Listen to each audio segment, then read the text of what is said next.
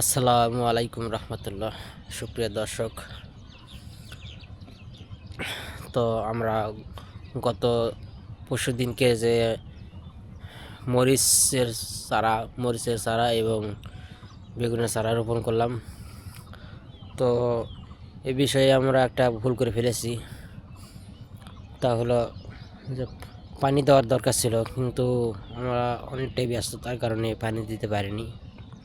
তো সাথে সাথে পানি দিতে পারলে ভালো হতো, কিন্তু দিতে পারিনি। তবে আজকে বালতি নিয়ে এসেছি এবং বদনা নিয়ে এসেছি। তো প্রত্যেকটি গাছের গোড়ায় গোড়ায় পানি দিতে হবে। তো আমাদের সাথেই থাকুন।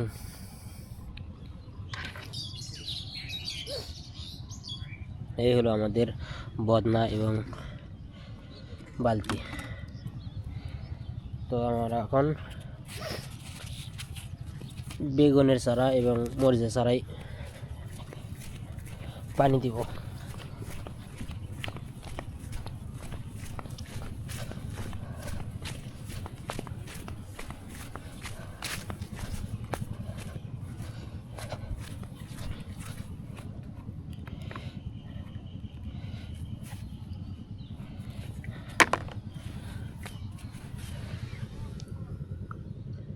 দর্শক,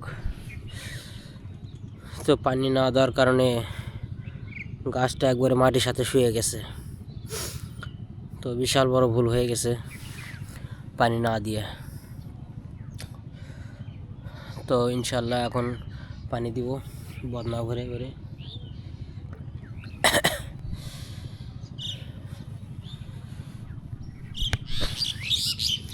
তো আপনারা দেখতে থাকুন।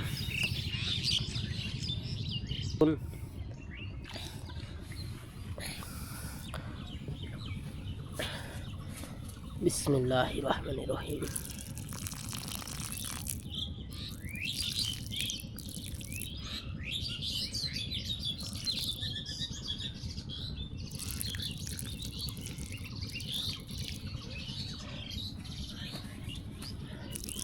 গাছগুলো মানে চারাগুলো একবারে মাটির সাথে শুয়ে গেছে। তো আমাদের পানি না দিয়ে বিশাল বড় ভুল করে ফেলেছি আমরা।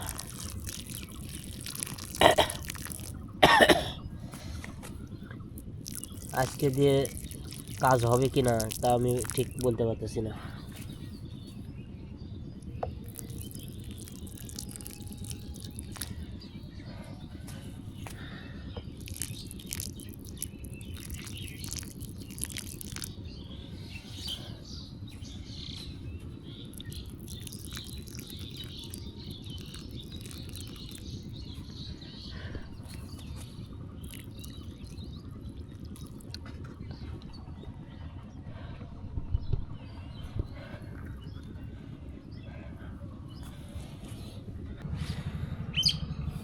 দর্শক,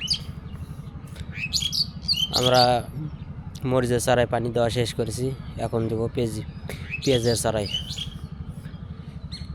আর এর সাথে সাথে বেগুনের চারাও পানি দিচ্ছি, কারণ মরিচের চারার ফাঁকে ফাঁকে বা পেঁয়াজের চারার ফাঁকে ফাঁকে আমরা বেগুনের চারা দিয়েছি। তো আমরা যখন মরিচের চারা বা পেঁয়াজের চারা যখন পানি দিচ্ছি, এর সাথে সাথে বেগুনের চারাও পানি দিয়ে দিচ্ছি একসঙ্গেই। তো যাই হোক, মরিচের চারা পানি দেওয়া শেষ, এখন দেবো পেঁয়াজের চারায়।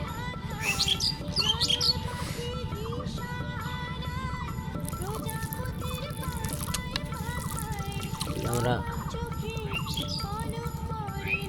পেঁয়াজের চারা পানি দিচ্ছি।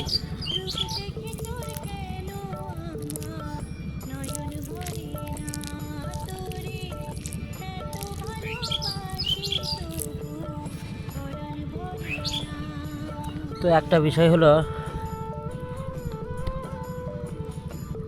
মরিচের চারাগুলো সবগুলো মাটির সাথে শুয়ে পড়েছে, কিন্তু পেঁয়াজের চারাগুলো এখনও দাঁড়িয়ে আছে।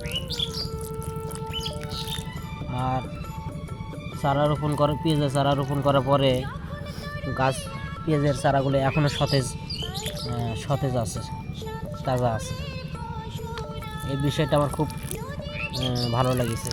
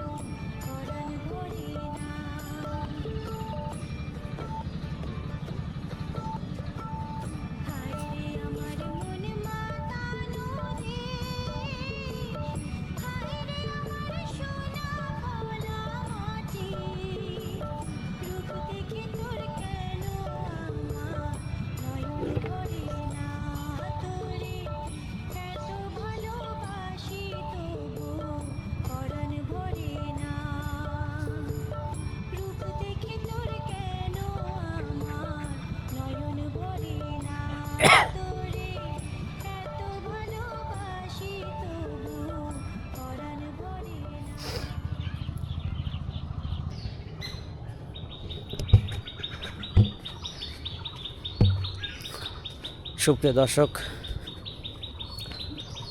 তো আমাদের